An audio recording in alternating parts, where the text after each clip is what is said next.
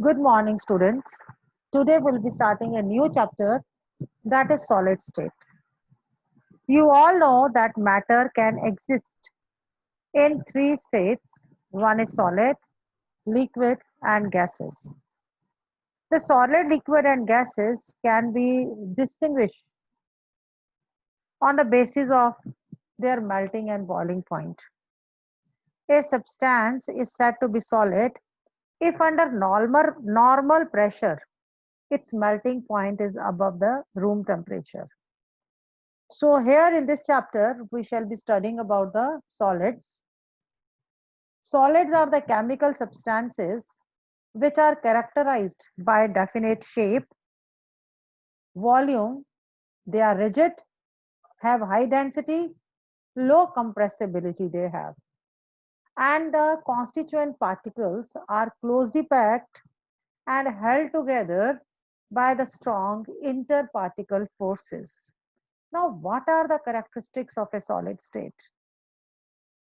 Now you all know that solids have definite mass, volume and shape. Intermolecular distances are short. Intermolecular forces are strong.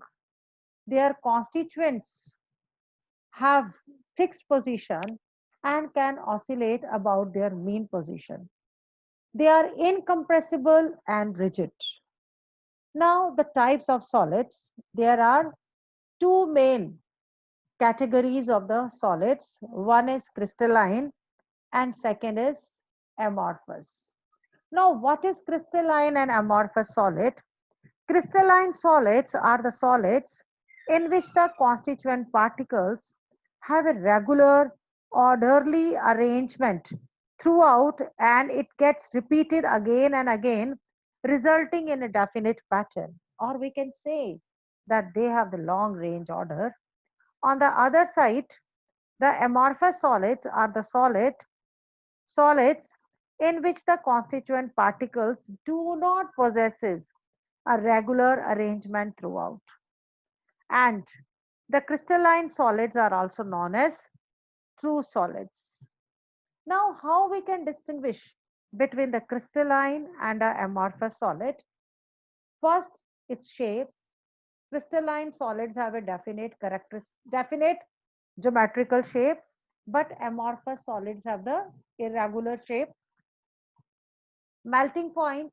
Crystalline solids have a sharp melting point and at a definite or at a characteristic temperature.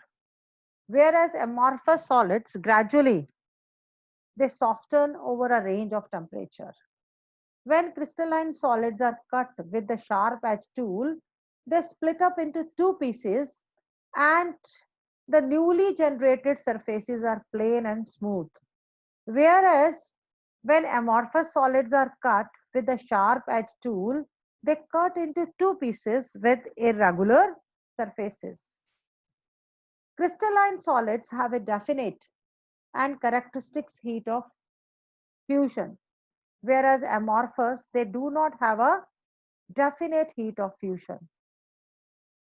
Crystalline solids are anisotropic in nature, whereas amorphous are isotropic in nature. Crystalline solids are true solids, whereas amorphous solids are pseudo or supercooled liquid. Crystalline solids show long range order, whereas amorphous shows short range order. Now, the crystalline solids are anisotropic in nature. What does it mean? It means that physical properties like electrical resistance, refractive index show different value when measured along the different directions in the same crystal. And it arises due to the different arrangement of the constituents. And it is due to the long range order. Amorphous solids, amorphous solids on other hand are isotropic in nature. It means when these physical properties like electrical resistance, refractive indexes are measured along the different direction, their value will be same, and it is due to the short range order. Next is, what are the different types of solids? The types of solids are, these solids are molecular solids, ionic solid, a metallic solid, and a covalent solid. First is a molecular solids. Molecular solids can be further categorized into three categories. One is non-polar, then polar, then hydrogen bonded. First is non-polar. In non-polar, the constituents are molecules and the bonding is dispersion or the London forces. Example is all noble gases and carbon tetrachloride. They are soft, they are insulator, cannot conduct electricity, and their melting point is low. Whereas polar, in the polar, there is a dipole-dipole interaction, and the example is hydrochloric acid, sulfur dioxide, and they are soft, insulator, and have low melting point. Hydrogen bonded. Hydrogen bonded solids are those solids which has fluorine, oxygen, and nitrogen. It means FON, FON. And the bonding, naturally, it will be hydrogen bond. Example is water, ice. It is hard, insulator, and has a low melting point. Then is ionic solid. In the ionic solid, the constituents will be cation and anion. It means ions. And the force will be strong Coulombic forces or electrostatic forces. They are hard, they are brittle, they have high melting point, they are insulator in solid state, but they can conduct electricity in the molten state.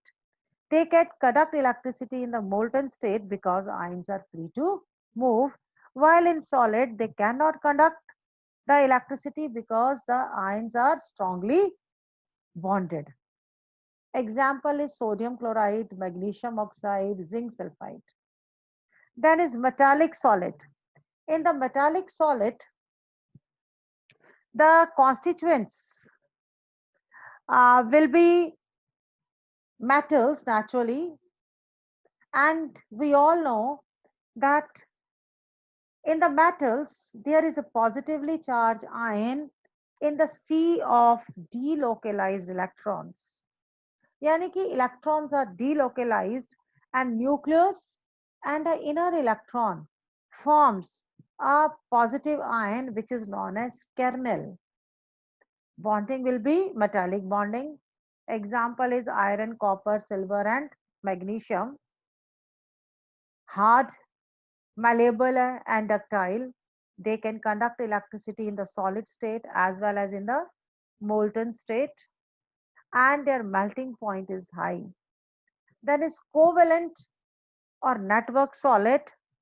In the covalent or the network solid, there will be the non-metals, atoms will be there, covalent bonding will be there. Example is quartz, that is SiO2, silicon carbide, carbon, diamond, aluminium nitride, and aluminium nitride.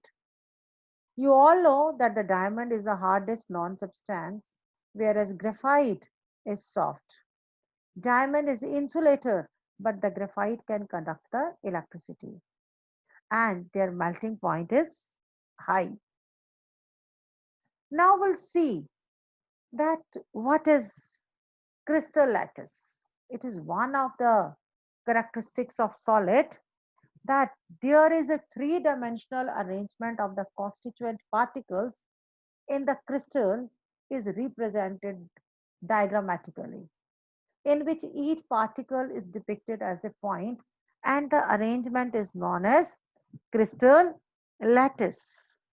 So, in the crystal lattice, there are the points, there are the particles which are known as the lattice point. There are only 14 possible three-dimension lattices which are known as Brevis lattices. Now, what is the characteristic of a crystal lattice? The each point in a lattice is called the lattice point or the lattice site.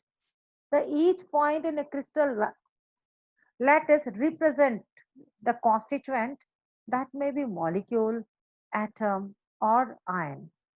The lattice points are joined together by the straight line to bring out the geometry of the lattice. Unit cell is the smallest portion of the crystal lattice, which when repeated in different direction generates the entire lattice.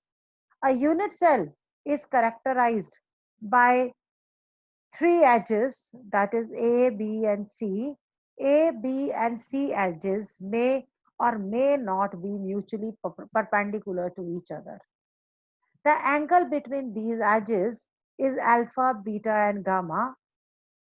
Alpha is between B and C, beta is between A and C, and the gamma is between A and B. It means the unit cell is characterized by six parameters, that is A, B, and C, which are known as edges, and alpha, beta, and gamma, which are the angle between the edges. Now, the types of unit cells. The unit cells can be broadly categorized into two categories.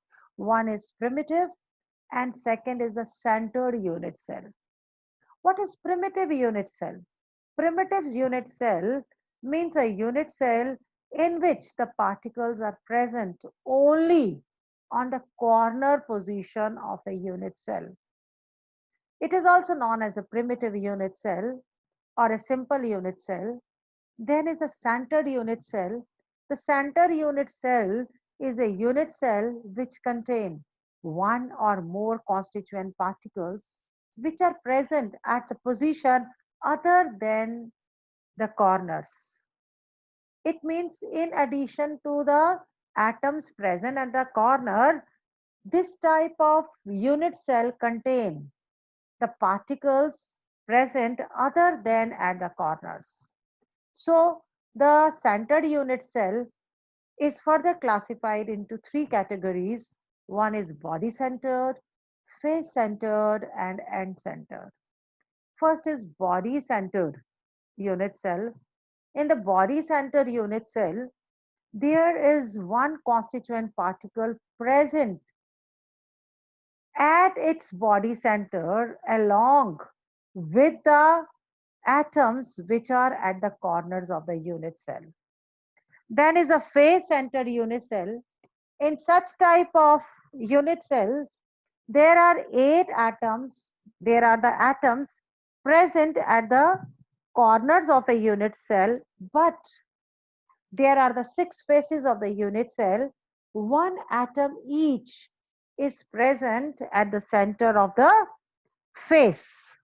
So, such type of unit cell contain one constituent particle present at the center of each face besides the one that are at the corner. Then is end center. In the end center unit cell, one constituent particle is present at the center of any two opposite faces besides the one present at the corner. Thank you.